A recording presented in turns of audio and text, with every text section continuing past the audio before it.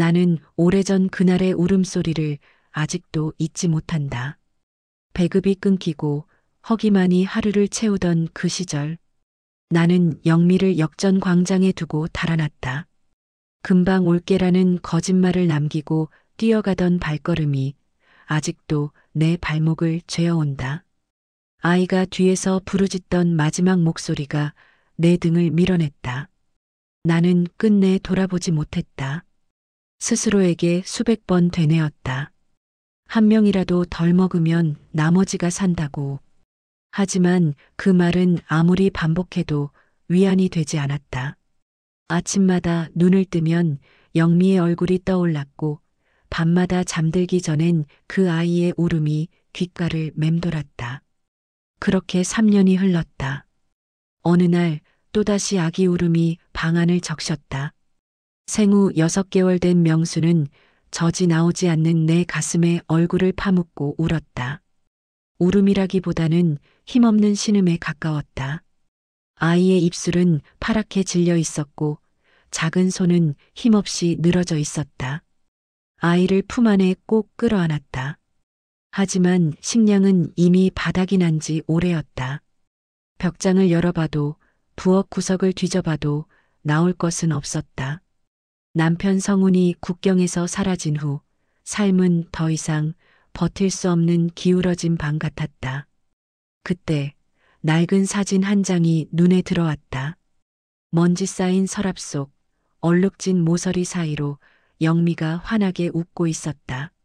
아직 통통했던 볼, 반짝이던 눈동자. 사진을 움켜쥐고 한참을 울었다. 이 아이를 버리고 살아남은 내 인생이 과연 살아있다고 할 수 있을까? 나는 매일 숨을 쉬고 있지만 정말로 살아있는 것일까? 똑똑똑. 문을 두드리는 소리에 정신이 들었다.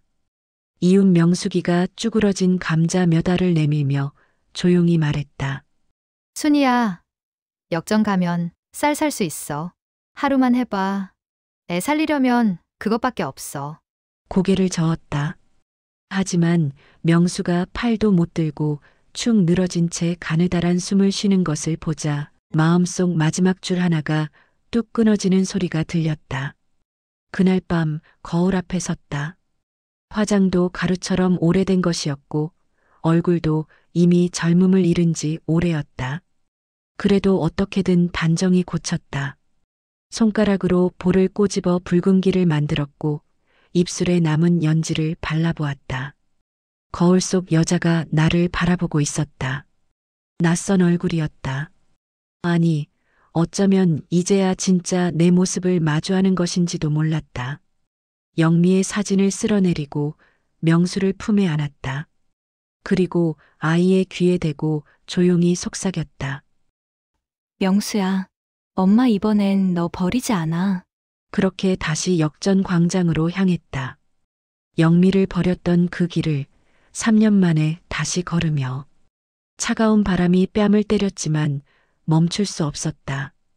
뒤돌아보면 무너질 것 같았다. 그래서 앞만 보고 걸었다. 어둠 속으로, 별이 보이지 않는 그 밤 속으로. 광장에 도착하자 밤 공기 속에서 낮게 섞이는 신호들이 보였다. 여성들이 벽에 기대어 서 있었다. 그들은 말없이 손가락을 펼쳐 보이고 있었다. 2개, 3개, 4개. 이젠 말이 필요 없었다. 손가락 하나가 곧 가격이었고 생존의 단위였다. 나는 떨리는 손끝으로 2개를 들어 올렸다. 심장이 귀에서 쿵쾅거렸다. 누군가 나를 보고 있는 것 같아 고개를 돌렸지만 모두가 자기 자리에서 시선을 피하고 있었다. 이곳에선 눈을 마주치는 것조차 사치였다. 그 순간 옆에 서 있던 여자가 낮게 속삭였다. 처음이지. 영철이부터 만나. 그가 없으면 단속반한테 다 뜯긴다. 명철. 그 이름은 이 바닥에서 살아남기 위해 반드시 거쳐야 하는 사람이라고 했다. 장소를 연결하고 손님을 정하고 단속이 뜨면 막아주는 역할까지 한다는 이야기였다. 나는 믿기지 않았다. 이렇게 조직적일 줄이야. 여기는 국경도 시장도 아니었다. 이곳은 별빛 회사라 불리는 또 다른 경제 구역 같았다. 골목 깊은 곳으로 발걸음을 옮겼다. 어둠이 짙었다. 가로등은 반쯤 꺼져 있었고 바닥엔 얼어붙은 물웅덩이가 군데군데 보였다. 골목 끝에서 담배 연기를 허공에 흩날리며 서 있는 남자의 윤곽이 드러났다. 나는 조심스럽게 다가가 물었다. 명철 씨, 맞으세요? 처음인가? 그는 천천히 고개를 돌려 나를 훑어보았다. 그의 눈빛은 낯설지만 묘하게 슬픈 색을 띠고 있었다. 내가 6개월 된 아기가 있다고 말하자 명철은 담배를 꺾어버렸다. 잠시 멈춰서더니 마치 오래 묻어두었던 이야기를 꺼내듯 말을 이어갔다. 어린 딸을 잃었고 아내는 그 뒤를 따라갔다는 것. 그 비극 이후로 돈의 필요함을 뼈저리게 깨달았고 살아남기 위해 이 일을 시작했다는 고백이었다. 이 말투에는 변명도 자랑도 없었다. 다만 깊은 체념만이 배어 있을 뿐이었다. 쌀이 필요하다 했지. 내가 손님 붙여주지. 수수료 10%. 얼마든지요. 아이만 살 수 있다면. 명철은 나를 바라보다가 천천히 고개를 끄덕이며 30분 뒤에 전화하겠다고 했다. 나는 고개를 숙인 채 골목에서 빠져나왔다. 숨이 턱 막히는 어둠 속에서 하늘을 올려다보니 별은 보이지 않았다. 먹구름이 하늘을 덮고 있었고 달조차 숨어버린 밤이었다. 그 순간 깨달았다. 별빛 회사란 이름은 별빛이 아니라 어둠에서만 살아남는 사람들의 비명이라는 것을, 빛을 잃어버린 자들이 서로를 부르는 절망의 다른 이름이라는 것을. 발밑으로 차가운 바람이 스쳐 지나갔다. 명수를 품에 더욱 꼭 끌어안았다. 아이는 잠들었는지 조용했다. 나는 다시 한번 하늘을 올려다보았다. 별이 없는 하늘. 하지만 알고 있었다. 별이 보이지 않는다고 해서 별이 사라진 것은 아니라는 걸. 어둠이 짙을수록 새벽은 가까이 온다는 걸. 명철의 전화는 정확히 30분 뒤에 왔다. 역전 옆 203호. 화분 밑에 열쇠. 손님은 5분 뒤. 짧고 건조한 음성이었다. 더 이상의 말은 없었다. 떨리는 다리로 건물을 향해 걸었다. 그곳은 오래된 2층 가옥이었다. 페인트가 벗겨진 벽, 깨진 유리창, 삐걱거리는 계단. 허름하지만 익숙한 냄새가 풍겼다. 오래 버려진 방에서 나는 비린 냄새 같은 것. 열쇠를 꺼내 문을 여니 침구 하나와 세면대 하나만 놓인 방이 드러났다. 천장엔 희미한 전구 하나가 매달려 있었고 벽엔 금이 여러 줄 가 있었다. 방 한가운데 앉아 숨을 고르며 스스로에게 속삭였다. 명수야, 엄마는 오늘도 너를 살릴 거야. 똑똑. 노크 소리에 몸이 자동적으로 일어섰다. 문을 열자 50대 남성이 나를 훑으며 물었다. 얼마? 쌀 10kg요. 그는 코웃음을 쳤다. 지금 시세는 5야. 싫으면 나가. 억울함이 목까지 치밀었지만 고개를 끄덕일 수밖에 없었다. 선택권은 없었다. 여기서 나가면 명수는 내일을 버티지 못할 것이다. 30분 뒤 남자는 잔혹한 무게의 쌀 포대를 던져두고 사라졌다. 그 포대를 껴안고 한참을 울었다. 인간으로 살고 싶었다. 존엄을 지키고 싶었다. 하지만 쌀 포대가 나를 인간에서 다시 물건으로 만들어버렸다는 걸 내 몸은 알고 있었다. 손이 떨리고 무릎이 후들거렸다. 입안에선 쓴맛이 돌았다. 세면대로 비틀거리며 걸어가 찬물로 얼굴을 씻으며 거울 속 여자가 나를 바라보고 있었다. 눈은 텅 비어 있었고 입술은 파랗게 질려 있었다. 이게 나인가?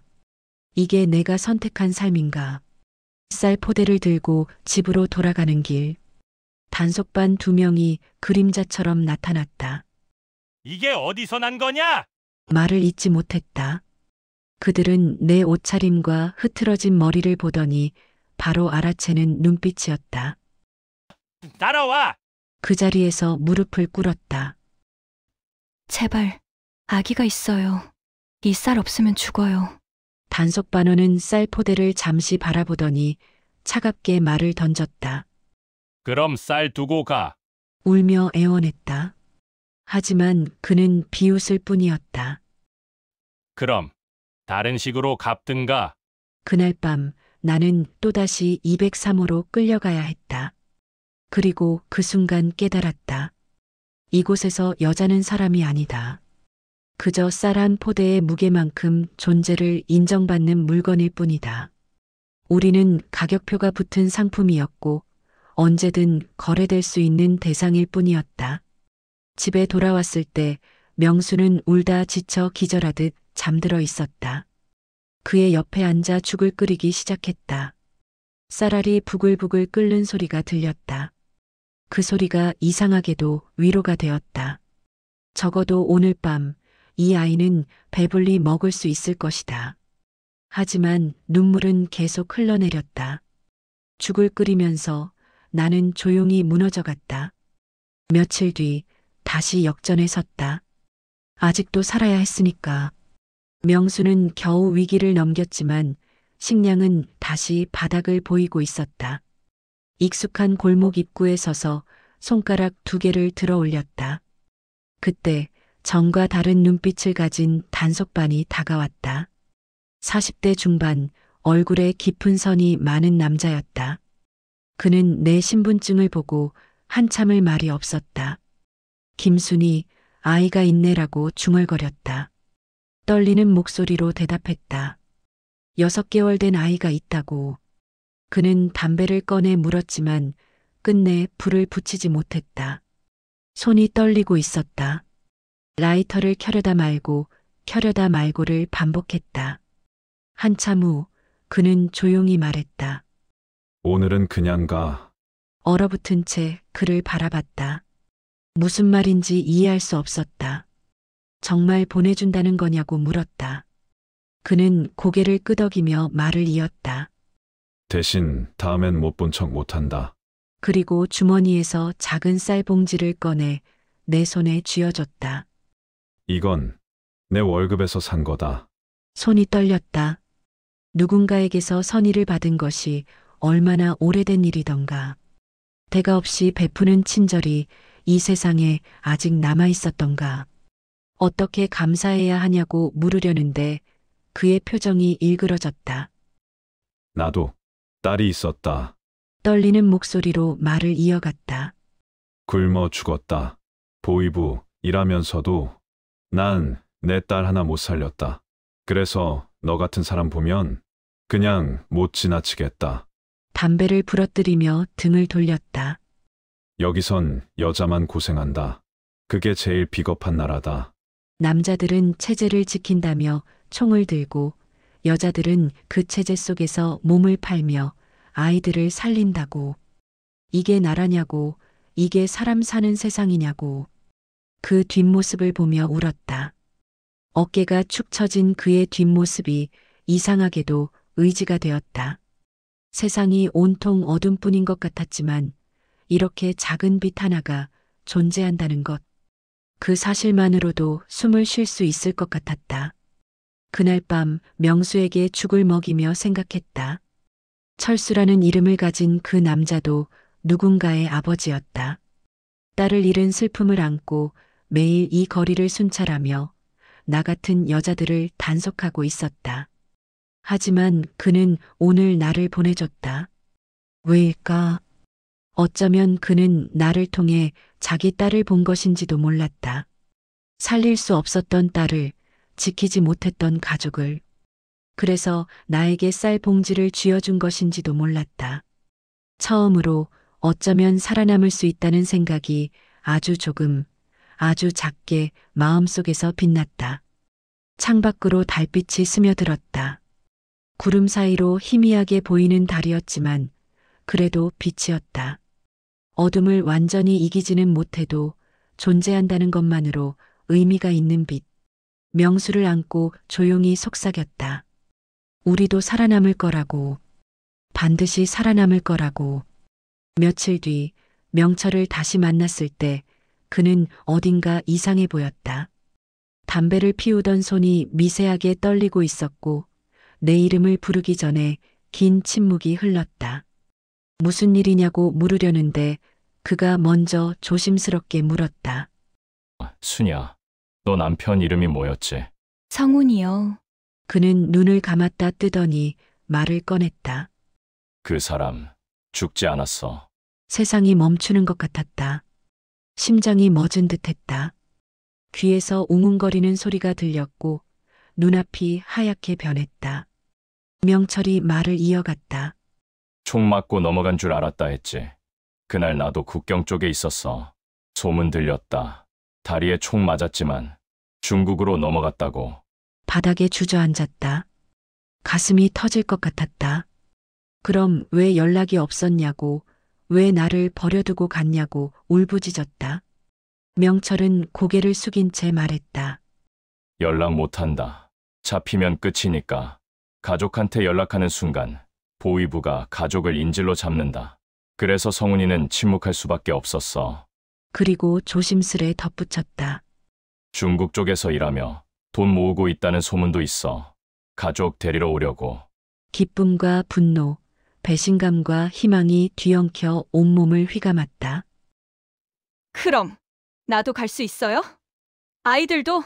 명철은 천천히 고개를 저었다. 지금은 불가능하다. 국경이 너무 삼엄해. 혼자도 어렵다. 무너져 내렸다. 남편은 살아있지만 만날 수 없다. 같은 하늘 아래 숨쉬고 있지만 닿을 수 없는 거리에 있다. 이곳에 남으면 아이들과 나는 서서히 죽어간다. 하지만 떠나려 해도 국경의 높은 벽이 가로막고 있다. 얼굴을 두 손으로 감싸고 울었다. 그때 명철이 다가와 말을 건넸다. 방법을 찾아볼게. 시간이 걸려도 너 혼자 두지 않을게. 자기도 가족을 잃어봤기 때문에 안다고 그 마음을. 그래서 돕겠다고 했다. 울면서 고개를 끄덕일 수밖에 없었다. 그날 밤 명수를 안고 하늘을 바라봤다. 별은 여전히 보이지 않았다. 먹구름이 하늘을 덮고 있었다. 하지만 알고 있었다. 구름 위에는 별이 있다는 것을, 보이지 않는다고 해서 사라진 것은 아니라는 것을. 성훈도 그럴 것이다. 보이지 않지만 어딘가에서 숨쉬고 있다. 우리를 생각하며 돈을 모으고 있다. 언젠가는 다시 만날 수 있을 것이다. 그 믿음만이 나를 지탱해주고 있었다. 명수에게 조용히 속삭였다. 아빠가 살아있대. 명수야, 우리 정말 살아남을 수 있을까? 아빠를 만날 때까지 버틸 수 있을까? 차가운 바람이 불었다. 명수를 더욱 꼭 끌어안았다. 아이의 작은 심장이 내 가슴에 닿아 있었다. 콩닥콩닥 뛰는 그 소리가 희망처럼 들렸다. 우리는 아직 살아있다. 그것만으로도 충분하다. 내일도 모레도 우리는 살아남을 것이다. 새로운 손님을 따라간 자리에서 낯선 이야기를 들었다. 평양에서 온 간부는 술에 취해 비틀거리며 말을 꺼냈다. 영숙이라는 여자 알아? 예술단 출신. 유명했어. 고개를 저었다. 알 리 없었다. 평양의 화려한 무대는 우리 같은 사람들과는 다른 세계였다. 간부는 말을 이어갔다. 그 사람도 결국 군주림 앞에 무릎 꿇었다더군. 처음엔 노래만 불렀다고. 간부들 술자리에서 아리랑을 부르고 돈을 받았다고. 하지만 점점 요구는 거세졌고 어느 순간 노래만으로는 살 수 없게 되었다고. 결국 외국으로 팔리는 영상까지 찍었다는 이야기였다. 숨이 막혀왔다. 왜 그런 걸? 그녀가 원해서 했겠어요? 남자는 코웃음을 쳤다. 그냥 사는 거지. 너처럼.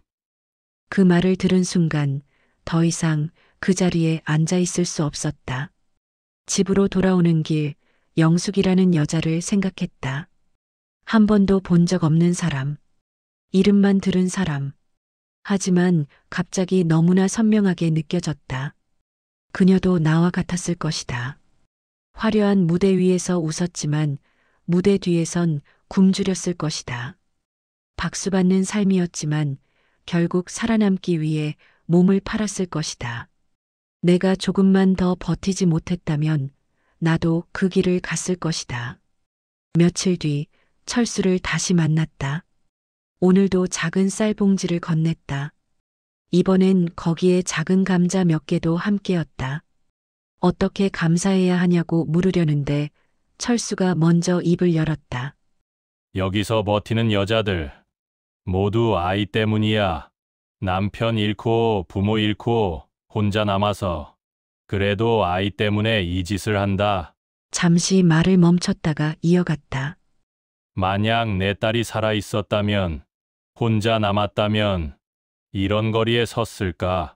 그 생각하면 잠을 잘 수가 없어. 철수의 손을 꼭 잡았다. 고맙습니다. 정말 고맙습니다. 철수는 손을 떼며 쓸쓸하게 웃었다. 고마워할 것 없어. 이게 내가 할 수 있는 전부니까. 그날 밤 명철이 찾아왔다. 영숙이라는 여자를 만났어. 내 이야기를 했더니 만나고 싶어 한다더라. 놀라 물었다. 그 유명한 예술단 출신 영숙이냐고. 명철은 고개를 끄덕이며 말했다. 지금은 우리와 다를 바 없어. 그녀도 아이 살리려고 이 일을 했대. 근데 이제 중국으로 갈 준비를 하고 있어. 우리도 도울 수 있다고. 가슴이 뛰었다. 희망이라는 것이 이런 것일까? 어둠 속에서 만난 작은 불씨 같은 것. 영숙, 철수, 명철. 모두 나와 같은 상처를 안고 있는 사람들. 우리는 서로를 지탱하며 살아가고 있었다. 조용히 속삭였다. 영숙 씨, 당신도 나처럼 살고 싶었을 거예요. 그냥 살고 싶었을 뿐이었을 거예요. 우리 모두 그저 살고 싶었던 것 뿐이라고. 창밖으로 달이 떠오르고 있었다. 오늘은 구름이 걷혀서 달이 선명했다. 그 빛 아래서 생각했다. 우리는 혼자가 아니다. 어둠 속에서도 서로를 비추는 빛이 있다. 그것만으로도 살아갈 수 있다. 어느 날 명숙이 숨가쁘게 뛰어들어와 소리쳤다. 순이야, 역전해. 영미 같아. 신발도 제대로 신지 못하고 뛰쳐나갔다. 심장이 터질 것 같았다. 설마 정말 영미일까? 3년 만에 광장 구석에 아이들 무리가 있었다. 구걸하는 아이들, 훔치는 아이들, 그냥 주저앉아 있는 아이들. 그 사이에서 한 소녀가 천천히 고개를 들었다. 순간 세상이 멈추는 듯했다. 영미야. 아이의 눈은 텅 비어 있었다. 눈물도 기쁨도 분노도 없었다. 그저 공허한 눈빛만이 나를 바라보고 있었다. 아이는 작게 말했다. 엄마? 그 한마디에 무너져 버렸다. 달려가 영미를 끌어안았다. 미안하다고, 엄마가 미안하다고, 얼마나 무서웠냐고 울었다. 하지만 영미는 반응이 없었다. 꼭두각시처럼 내 품에 안겨 있을 뿐이었다. 그 침묵이 오히려 더욱 가슴을 찢어 놓았다. 집으로 데려오자 영미는 죽을 개걸스럽게 먹기 시작했다. 손으로 퍼먹고 그릇을 들고 마셨다. 흘리고 토하고 다시 먹었다. 그 모습을 보며 숨이 자꾸 막혀왔다. 3년 동안 이 아이는 어떻게 살았을까? 누가 이 아이를 이렇게 만들었나? 상상조차 할 수 없었다. 밤이 되자 문을 두드리는 소리가 들렸다. 철수였다. 혹시 도움이 필요할까 해서. 영미를 보여주자 철수의 얼굴이 굳어졌다. 내 딸이 생각난다. 철수는 잠시 영미를 바라보다가 입을 열었다. 내일 조용히 치료받을 곳이 있어. 내가 데려가겠다. 영양실조랑 트라우마 함께 치료해야 해. 울면서 고개를 끄덕일 수밖에 없었다. 그날 밤 영미는 잠결에 중얼거렸다. 다시는 버리지 마. 그 한마디가 심장을 갈라놓았다. 영미는 기억하고 있었다. 내가 자신을 두고 떠났던 그날을, 금방 올게라는 거짓말을, 돌아오지 않았던 엄마를, 3년 동안 그 기억을 안고 살아왔던 것이다. 아이 곁에 무릎을 꿇고 울었다. 손을 잡고 이마를 맞대고 숨이 넘어가도록 울었다. 엄마 이제 절대로 너 버리지 않는다고. 죽어도 너 곁을 떠나지 않는다고. 용서해달라고. 엄마를 용서해달라고. 영미는 여전히 잠들어 있었다. 하지만 아이의 손이 내 손을 약하게 쥐었다. 그 작은 힘이 나를 무너뜨렸다. 영미는 나를 용서하고 있었다. 말없이 조용히 그 작은 손으로. 며칠 뒤 철수의 도움으로 영미는 치료를 시작했다. 영양 상태는 심각했지만 살릴 수 있다고 했다. 그 말만으로도 숨을 다시 쉴 수 있었다. 명수를 안고 영미의 손을 잡고 생각했다. 이제 우리는 다시 시작할 수 있다. 과거를 지울 순 없다. 내가 영미를 버렸던 그날은 영원히 남아있을 것이다. 하지만 그 상처 위에 새로운 시간을 쌓을 수는 있다. 용서와 치유의 시간을. 창밖으로 해가 떠오르고 있었다. 오랜만에 보는 햇빛이었다. 따뜻했다. 영미와 명수를 안고 그 빛을 바라봤다. 우리는 살아남았다. 그리고 앞으로도 살아남을 것이다. 함께. 며칠 뒤 철수는 약속대로 영미를 치료받게 했다. 의사는 말했다. 영양 상태는 심각하지만 살릴 수 있다고. 시간이 걸리겠지만 아이는 회복할 것이라고. 그 말만으로도 눈물이 났다. 감사하다는 말밖에 할 수 없었다. 명철은 중국 쪽 정보들을 계속 모으고 있었다. 성훈이 가족을 데리러 오려고 돈을 모으고 있다고 했다. 하지만 국경이 너무 위험하다고. 단속이 심해져서 혼자 넘어오는 것도 목숨을 걸어야 한다고. 희망과 공포가 뒤섞인 마음으로 하늘을 바라봤다. 살아있지만 만날 수 없는 거리. 만나려 하면 죽을 수도 있는 길. 그날 밤 뜻밖의 손님이 찾아왔다. 초라한 외투를 걸친 여인이었다. 그녀가 조용히 자신을 소개했다. 영숙이에요. 놀라 입을 막았다. 그 유명한 예술단 출신 영숙? 하지만 내 앞에 선 여자는 평범했다. 화려함은 어디에도 없었다. 그저 나와 같은 생존을 위해 싸우는 평범한 여자였다. 영숙은 조용히 말을 이어갔다. 명철한테 들었어요. 순희 씨 얘기. 나도 같은 길 걸었어요. 그녀는 덧붙였다. 근데 이제 중국으로 갈 준비가 됐어요. 브로커 통해서 도움받기로 했어요. 순희 씨도 함께 갈 수 있어요. 숨을 삼켰다. 저 아이들이랑도 갈 수 있을까요? 영숙은 잠시 침묵하다 대답했다. 위험해요. 아이 셋이면 더. 하지만 불가능한 건 없어요. 명철, 철수 다 도울 거예요. 단 기다려야 해요. 얼마나요? 6개월. 무너질 듯 흔들렸다. 6개월. 그 시간 동안 또 얼마나 많은 밤을 203호에서 보내야 할까? 얼마나 많은 쌀포대를 받아야 할까? 하지만 영숙은 내 어깨를 잡았다. 6개월 버티면 길이 열릴 거예요. 근데 그 길이 어떤 모양일지는 누구도 몰라요. 성공할 수도 실패할 수도 있어요. 잡힐 수도 죽을 수도 있어요. 그래도 가시겠어요? 망설임 없이 고개를 끄덕였다. 영숙은 마지막으로 말했다. 새벽이 오기 전이 가장 어두워요. 우린 지금 그 어둠 속에 있어요. 하지만 새벽이 온다고 믿는 사람만 살아남아요. 포기하지 마세요. 영숙이 떠난 뒤 새 아이를 바라보았다. 영미는 아직 미약한 숨을 쉬고 있었다. 회복 중이지만 아직 약했다. 명수는 내 품에서 평화롭게 잠들어 있었다. 그리고 뱃속의 아이는 조용히 움직이고 있었다. 이들에게 약속하고 싶었다. 하지만 약속할 수 없었다. 6개월 뒤 우리가 어디에 있을지, 살아있을지조차 몰랐기 때문이다. 국경을 넘다 잡힐 수도 있고 총에 맞을 수도 있었다. 그래도 아이들을 안으며 조용히 속삭였다. 엄마는 끝까지 버틸게. 끝까지 너희 손 놓지 않을게. 어디를 가든 무슨 일이 생기든 너희와 함께 할게. 창밖은 깊은 밤이었다. 별은 여전히 보이지 않았다. 먹구름이 하늘을 덮고 있었고 달조차 숨어버렸다.